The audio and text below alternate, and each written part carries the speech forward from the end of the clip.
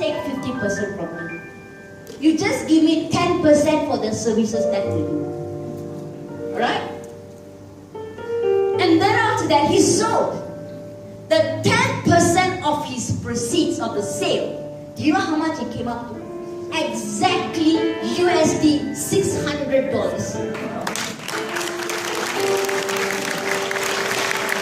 I'm talking about a young, I think at that time he is not even 20 yet.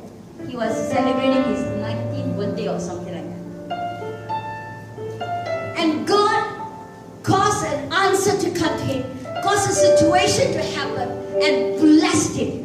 I'm saying this, if God could bless this young boy to have give a gratitude birthday party to his friends and provide a way for him, give him teaching the way how to profit, how much more can God bless all of you who are doing the work of the ministry? If you cry out to God, God, I need this, I need that, would not God hear you?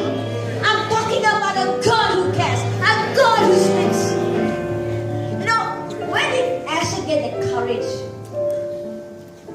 Before he left for US, he was cutting his elbow, and he needed some money from his father. So he needed, I think, 570 or 90 ringgit. Not dollars, huh? Dollars is a different higher standard, different standard. The ringgit is Malaysian. The father told him, you know what, Asher, you ask me every time, I give you. Now if you want anything, please ask Father God. If God didn't answer you, sorry, I'm not giving. He prayed to God, and we left it because easy work for us, no need. But he prayed to God, and God spoke to him in a dream. So he came the next morning having nasi lemak with his father and says, Dad, I saw a dream. I saw 2 envelopes. In one envelope is 300 ringgit. In the other envelope is 650 ringgit. How much is that?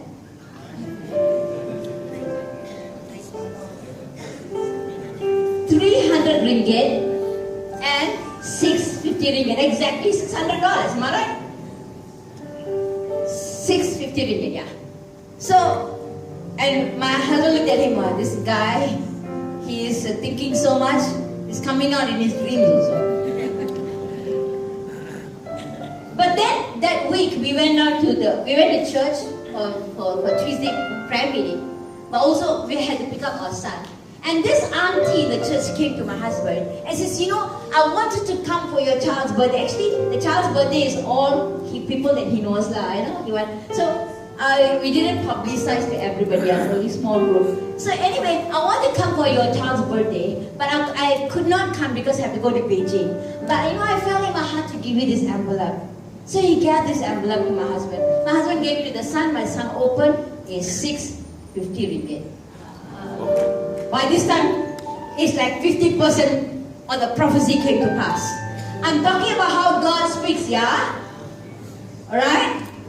And then, after that, the following week, we were supposed to go to Batu Pahat. So we stayed in this house of this person who usually availed the house for ministry. And the auntie there was very nice, always said, always said, taking care, make sure everything is good for us. Always let us into the house. That's where is Asher? Why did Asher come? Oh, he's a big boy and he's got a lot of things to do. So he didn't come. I miss Asher, he said. Then she said, oh, by the way, after talking for a while, he said, by the way, when is his birthday? And we said, oh, just around the corner.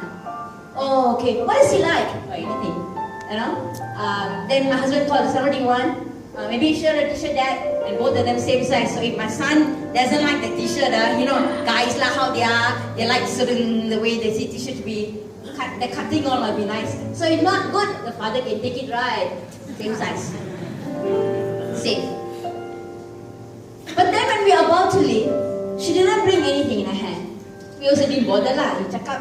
You say you didn't give someone, it's your problem, right? But she came to us and gave us an envelope. My husband held the envelope in hand. And then he was wondering, is this an answer to the prophecy? Is this really the fulfillment of the dream? By this time, the car is supposed to leave the place. place, right? He told the lady, excuse me, I want to use the toilet, I cannot. Because he cannot take it anymore. He want to see what's in the envelope. I know it's for the son, but he want to see, you know what I mean? So he went into the bathroom, open, and so 300 ringgit. But this time, we got all the goosebumps everywhere. I'm talking about how God heals. When you go through various trials and difficulties, you're not alone. God heals, God provides, God blesses.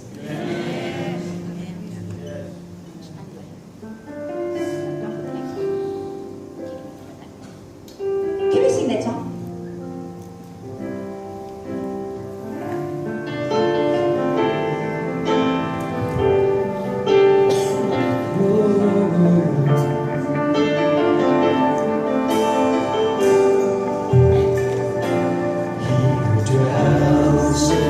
Secret place of the Most High shall abide under the shadow of His wings.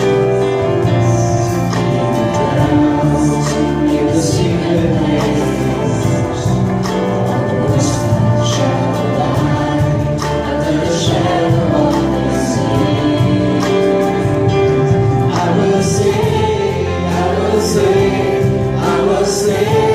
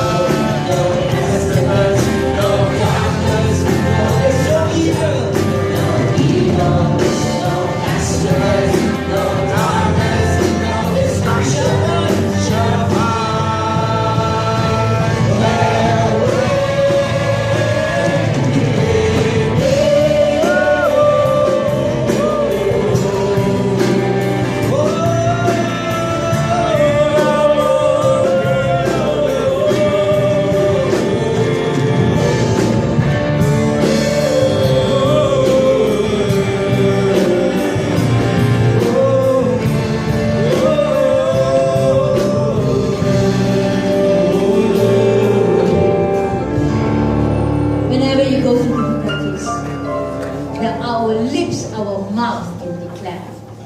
We can tell, we say with our lips, no evil, no pestilence, no darkness. No one can touch you if God didn't let them. You will not come under the power of anyone. What God spoke to Joshua, every place that your feet tread on, I'll keep it. If that's your confession of your faith, wherever you walk, the devils will have to fly. You don't need to come under fear or intimidation. Something is going to happen to me. The church should not be intimidated. We will rise up as kings of this earth, as royalty, the sons and daughters of a living God. We are led by the Spirit of God and not by the spirit of fear and intimidation. But we need to have that revelation. It's not my revelation. It has to be a revelation that you have from God in your heart that causes you to triumph. And the last part, I talk about how you go through furnaces and fire. But God's going to make a fire out of you. Nothing will touch you. You will be a fire that burns, that consumes everything that stands in His path. But for that kind of fire to happen, the church must come to a place of fastings and prayer continually. Falling into a place of fastings and prayer continually. Non-stop fastings and prayer. Jesus says, while the bridegroom is with them, the people don't need to fast. But when the bridegroom is taken away, they have to fast. Now the bridegroom has not yet returned. It's a time for the church to fast. Why fast? Fast so that you put down that sacrifice. And the realm of the Spirit, when you put that sacrifice, the power of darkness will have to give way. Your sacrifice is not money, my friends. Your sacrifice is not money, but it's your life. Romans 12 verse 1 and 2 tells us, I beseech you therefore, brethren, by the mercies of God, that you present your bodies as a living sacrifice, holy and acceptable unto God, which is your reasonable service. And verse 2 says, and do not be conformed to this world, but be transformed by the renewing of your mind, that you may prove what is good, what is perfect, what is acceptable will of God. You will know the will of God. You will not be in dark. You do not need to run after prophets. Can you please tell me? Because they will know God themselves. They that know their God. Do you know your God? Does your God speak to you? If your God doesn't speak to you, something is wrong. If you say you believe in God and God doesn't speak, something is wrong with your belief. Because my Bible says God speaks. And you heard Saul this morning how God spoke. You heard me ask them, did they discuss with me? God talks. I shared my testimony how my son, how God talks. And I'm telling you, my friends, God speaks. When you go through fiery furnace, you will not go down. But there's something the church needs to do. The church has become a place of programs. But God's going to cause you to follow the ministry of Jesus. What is the ministry of Jesus? Ministry of Jesus is table ministry. He sits in the table with the sinners and he throws a banquet with them. He throws a feast for the sinners to come and sit in. So much so the Pharisees and the scribes says, how could this man feast with the tax collectors and sinners? And Jesus says, I didn't come to call the perfect. He came for the sick. Church, we should not just stay among ourselves. Pastors, friends, you go out to those places where the prostitutes are. Please guys, you don't go to the prostitutes, right? If you got weakness for women, please. And if you got weakness for alcohol, please don't go to the pubs to witness, because your weakness will eat you up. I'm saying go to those places where Jesus will go.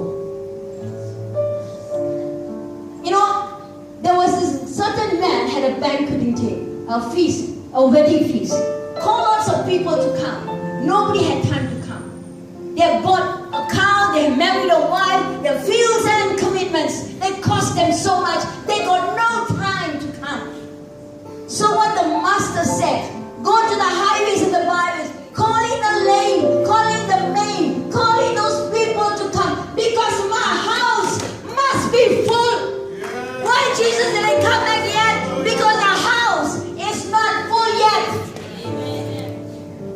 And God is asking us, go into those places, out of your comfort zone. Why do you want money for your ministry? I know some of you laughed when my husband said, can give me a BMW? He's actually joking. If you give him a BMW, he's probably not going to use it.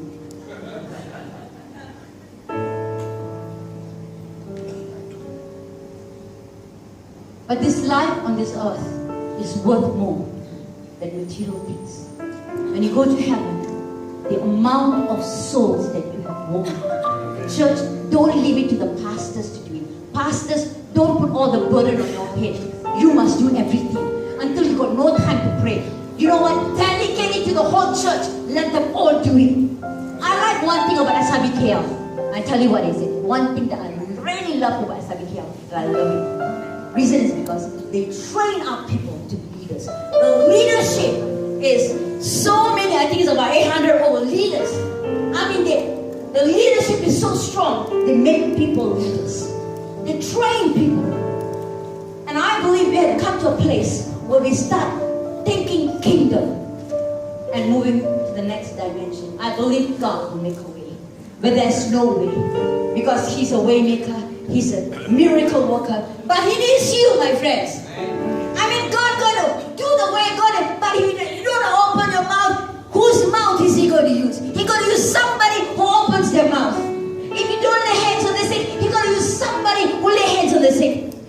Are you with me? God needs to use you. Are you available? Are you available? If you're available, could you stand on your feet and lift up your hands to God and say, God, I'm available. I'm available. I'm available for you, Jesus. I believe God right now. I believe Jesus. Forgive me, Lord, for my fear. Forgive me for my intimidation, God. Forgive me for the fact that people can intimidate me. The devil can make me fearful. I thank you, Lord, my confidence is in you. I give you thanks, Lord. You are my confidence. You are my refuge. You are my fortress.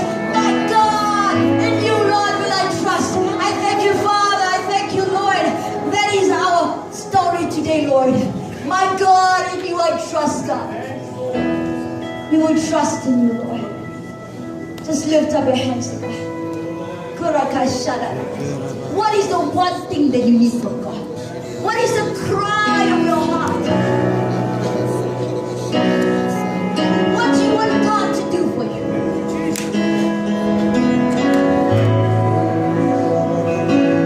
Can you be a person who will do something different? Something different in this time. We're going to do something new. God, do something new in our life. We want to change. You will work something new in our life, God. Today our story is going to say, my story is going to change. I will not be the same anymore. I believe, I receive the revelation of God in my life. In Jesus' name.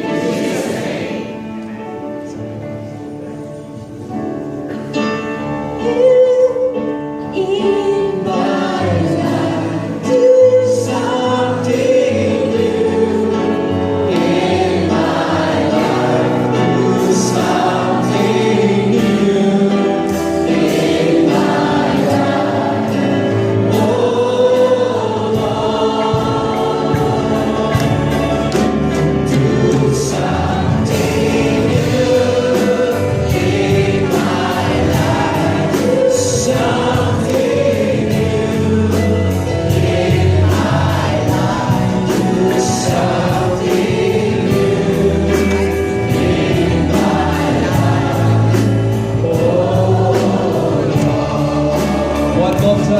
something new. Do something new in my life. Do something new in my life. Do something new in my life. Oh Lord,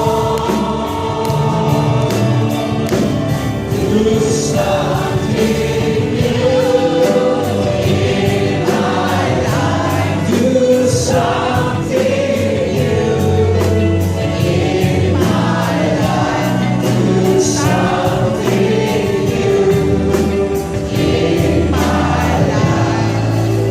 Oh Lord. And Jesus, a wonderful God. Thank you. You may be seated. All right, just pay attention for a few important announcements. Thank you, worship team. Okay, we're going to take a break shortly. How many of you were blessed by Pastor Christina's ministry this morning? I call her a chili party. Well, for those who are non-Malaysian, it's a little chili, but it's very pungent. It hits you and knocks you off. So don't underestimate size. All right, now her preaching is powerful, her ministry is powerful. So is her book, Destined for Greatness. There's very few copies left. Get a copy. I really, you'll be really blessed. Okay. All right. Now this is